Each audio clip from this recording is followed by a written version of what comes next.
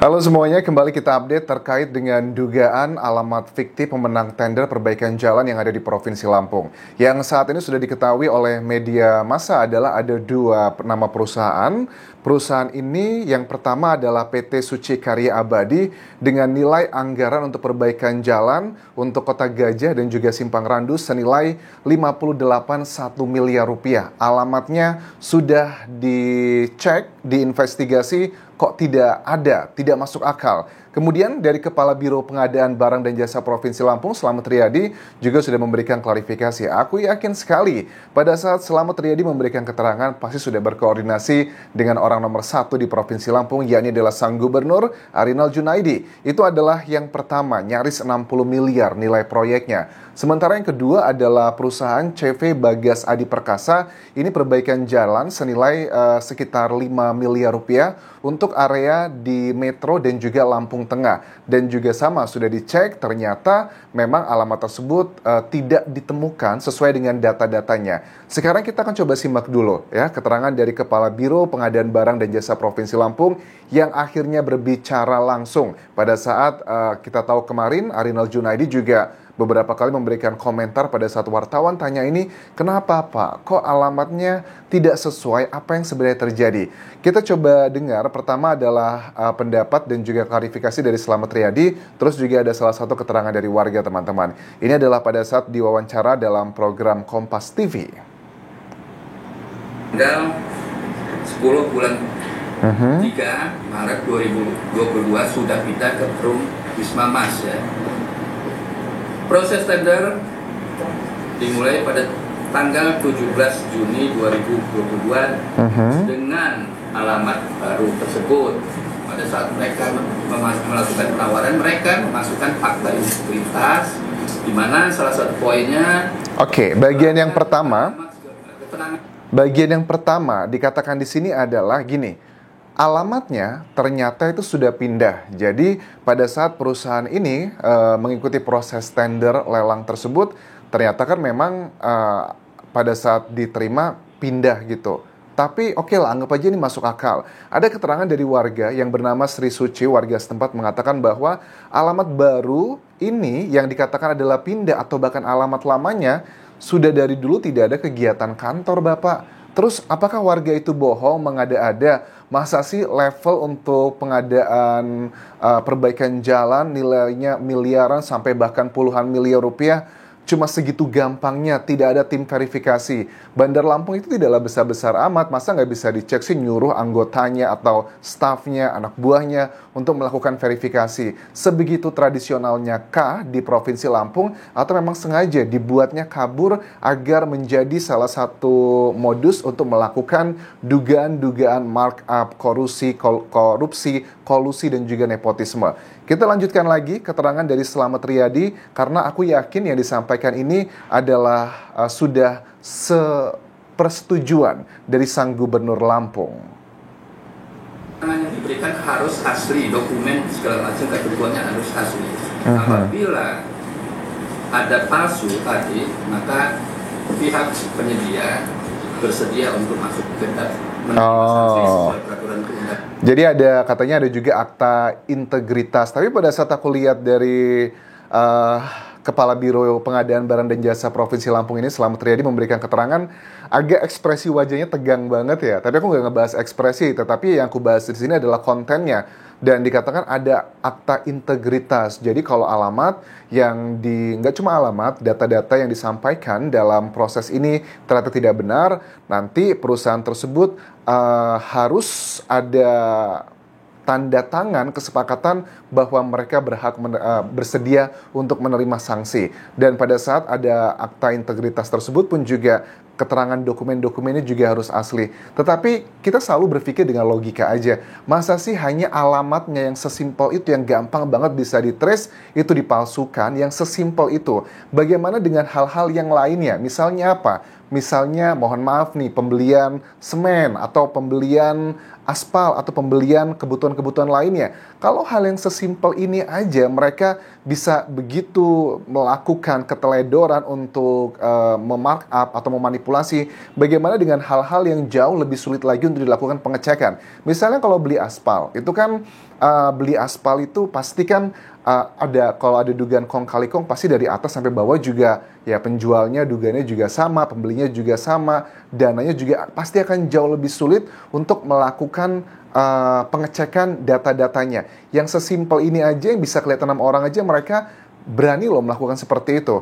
Menurut aku ini adalah salah satu bagian karena sudah terbiasa ya turun-menurun di Lampung itu kalau ada proyek atau lelang untuk pitching, pengadaan jalan, mereka sudah terbiasa, udahlah kita ngikutin zaman dulu aja. Ini tuh cuma formalitas aja, kita butuh foto-foto, kita butuh buat laporannya. Jadi nggak ada yang benar-benar real untuk proses lelang. Jadi karena sudah terbiasa dari zaman nenek moyang ya, karena kan memang di Lampung itu jalanan rusak bukan cuma di masa pemerintahan Arinal Junaidi ini.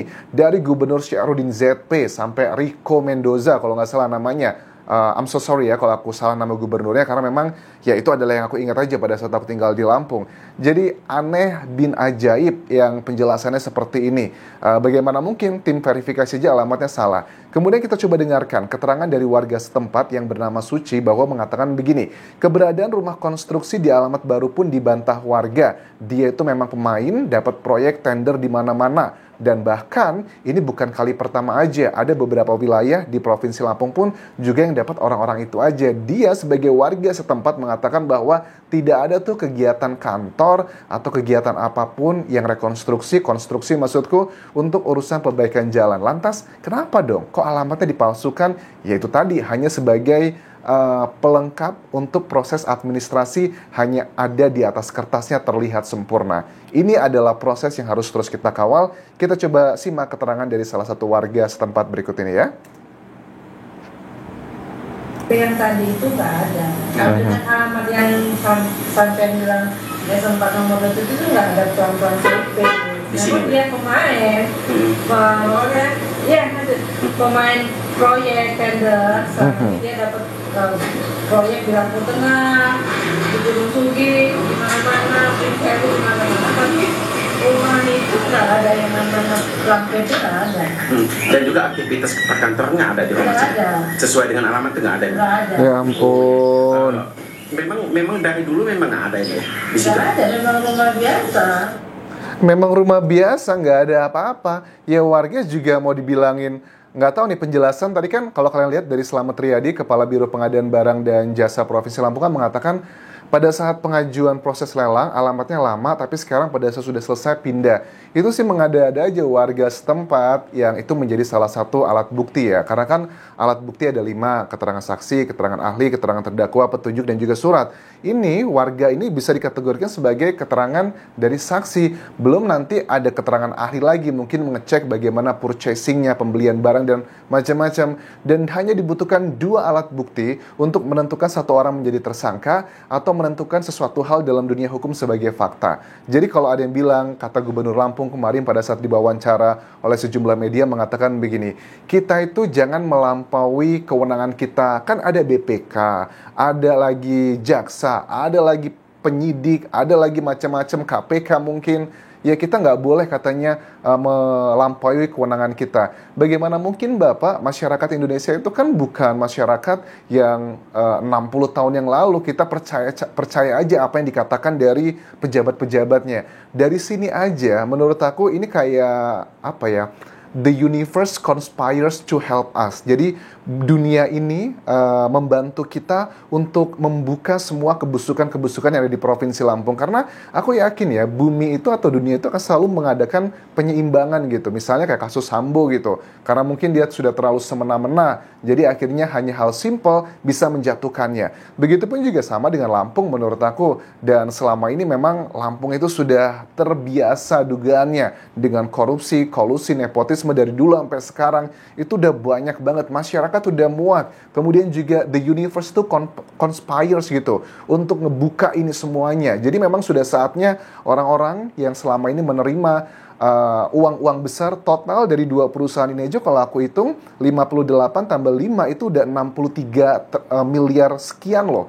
Itu uang yang banyak banget. Dan kalian juga tahu jalan-jalan di Lampung yang aku sebutkan tadi itu memang rata-rata selalu rusak begitu aja. Jadi ayolah Bapak Ibu di Provinsi Lampung, kita harus terus proaktif. Aku tahu mungkin ada yang mendukung gubernur tertentu atau politik tertentu, tapi aku membahas ini bukan karena tentang dukunganku tentang terhadap individu, tetapi adalah tentang ya boleh kita berbuat hal yang dosa atau pahala, itu urusan kita masing-masing. Tetapi kalau untuk urusan ini aku nggak membahas mengenai pahala atau dosa, tetapi mengenai sayang banget ya Lampung itu sudah dikasih anggaran banyak, tetapi korupsinya tuh gila abis-abisan, dan efeknya jalan raya itu kan ya bisa membantu sekali perekonomian warga di Lampung.